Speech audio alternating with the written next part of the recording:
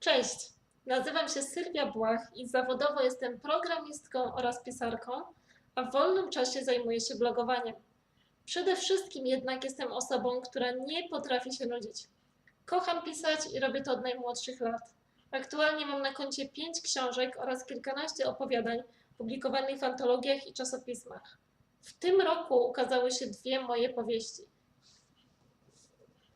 Syndrom Ridocha, tom pierwszy, Lepszego świata nie będzie, to zombie postapokalipsa utrzymana w futurystycznym świecie. Główna bohaterka, Jessie, jest osobą niewidomą z wszczepionym syndromem Ridocha. Widzi tylko i aż ruch. Jest też jednym z najzdolniejszych żołnierzy w jednostce czyścicieli. Czytelnik poznaje Jessie w momencie, gdy rusza ona na z pozoru błahą misję. Jak to jednak w książkach bywa, sprawy zaczynają się komplikować.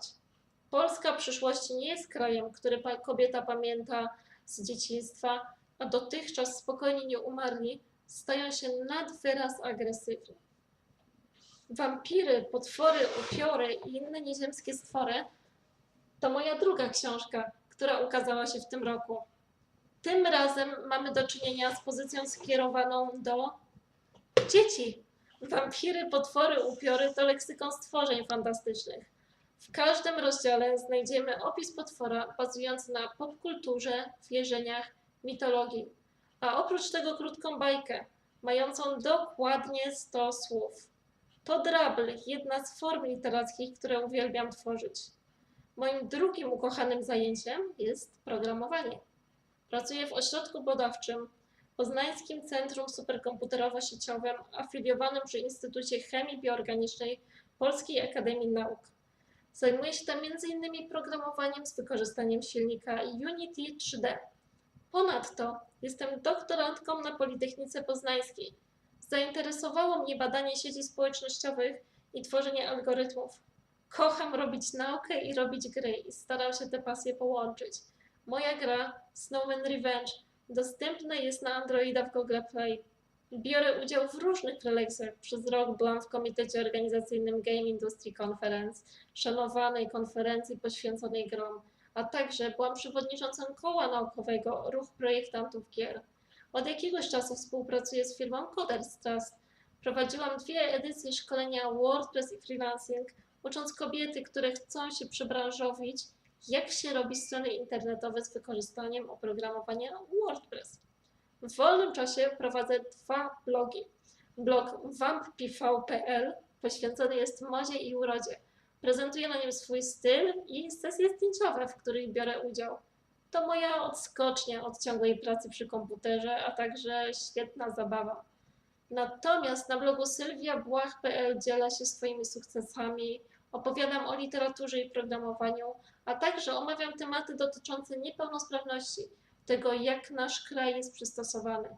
Dzielę się tam spostrzeżeniami i motywuję.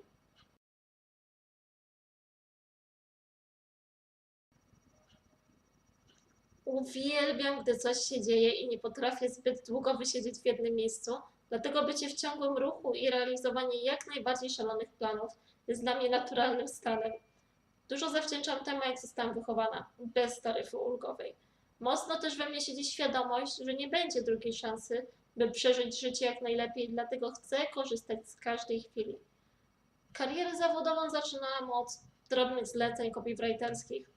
Nie zmusił mnie do tego nikt z bliskich, ani sytuacja rodzinna. Sama jako nastolatka poczułam potrzebę, by coś robić. W międzyczasie opublikowałam pierwszą książkę, Strach, zbiór opowiadań grozy. Znalazł się wydawca, trochę przez przypadek, i choć nie byłam przekonana co do proponowanej formy wydania, zaryzykowałam. Potem wraz z innymi autorami zostaliśmy oszukani, jednak nie żałuję tej decyzji. Odważyłam się publikować.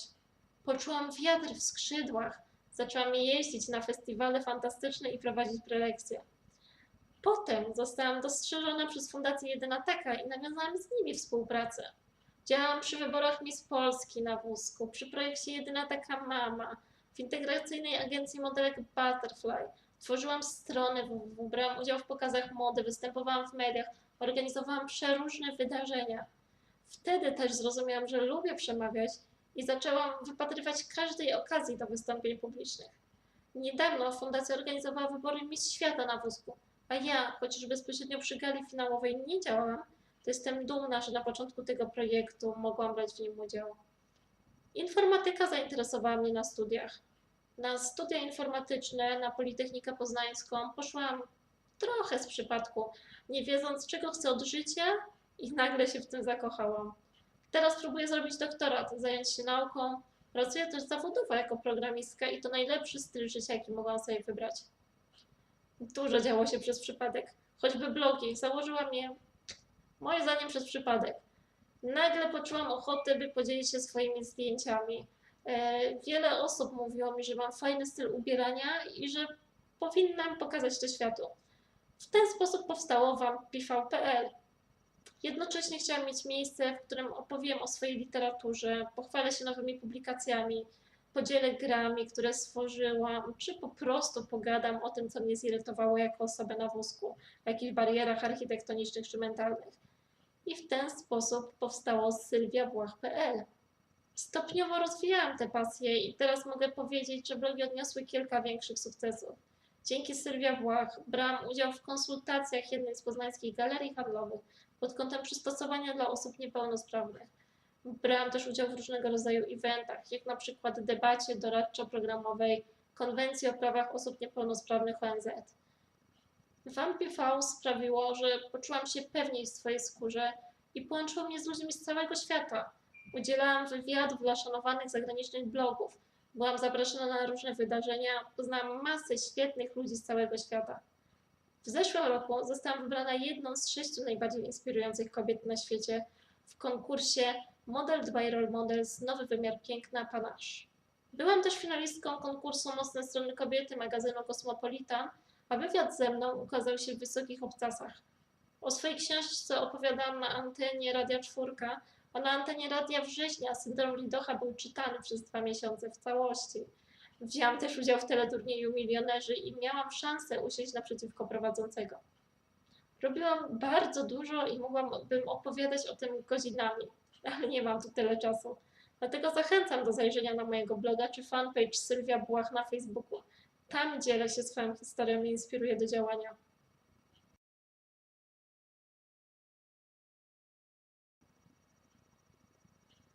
Pewność siebie to podstawa. Nie bójcie się życia, chwytajcie chwilę i szukajcie okazji wokół siebie. Choć jestem osobą niesamoobsługową, to nie rezygnuję z wyjazdów czy projektów. Codziennie spotykam utrudnienia, schody, wąskie, ciężkie drzwi, nieprzystosowane miejsca, w których koniecznie muszę się znaleźć, ale nie poddaję się im. Jeśli nie radzisz sobie z czymś, poproś bliskich. Nie chcesz? Zatrudnij asystentkę. Nie stać cię? Poszukaj wolontariusza. Cokolwiek, działaj, nie bój się życia. Miej odwagę rozmawiać z ludźmi. Jeśli pokażesz siebie jako pewną siebie kobietę, niepełnosprawność przestanie być dla twojego rozmówcy istotna. Ty, właśnie ty go zaintrygujesz, a ludzie to pierwszy krok do sukcesu, bo najlepsze rzeczy buduje się na współpracy.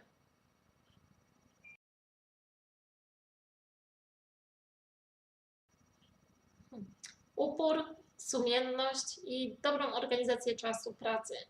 Talent, choć pomaga, jest dużo mniej istotny w drodze do sukcesu.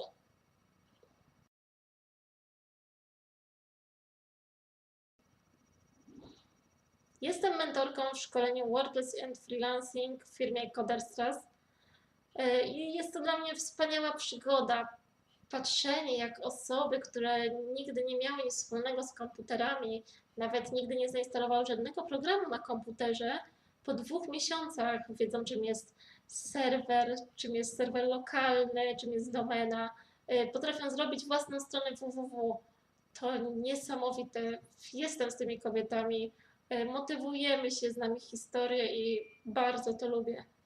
Przy okazji jestem nie tylko mentorką, ale jestem też mentee w programie rozwojowym Lean in STEM.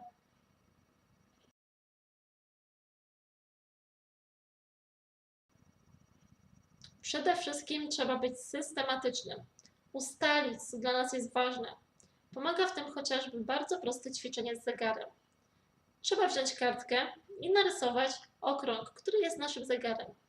a potem zaznaczamy, ile czasu chciałybyśmy poświęcić w ciągu dnia różnym aktywnościom, uwzględniając spanie, jedzenie czy czas z bliskimi. To otwiera oczy na wiele spraw. To naprawdę dużo daje, ponieważ sama pierwszy raz stosując taki zegar, zdziwiłam się, jak krótka jest doba i że jednak sen zajmuje znaczący fragment w tym okręgu. Nie należy się także poddawać po pierwszej porażce. Jedna przegrana bitwa nie decyduje o całej wojnie. Warto zrozumieć siebie, odkryć, czego się oczekuje od życia i ustawić priorytety tak, by przede wszystkim być szczęśliwym. I na bok odstawić wszelkie rozpraszacze. Regularne sprawdzanie social media w trakcie pracy, czy korzystanie z Instagrama w każdej wolnej chwili, bo to tylko na minutkę, zepsuje najlepszy plan dnia. Zadania, duże zadania dzielimy na drobne punkty. Łatwiej jest napisać książkę, mając postanowienie, że napiszemy dziennie 3 strony, niż że w ciągu 3 miesięcy ukończymy całą powieść. Dobrze jest widzieć efekty swojej pracy. No i w tym wszystkim dbajmy też o to, by nie dać się zwariować i mieć czas na hobby oraz czas dla bliskich, bo inaczej bardzo łatwo o wypalenie zawodowe.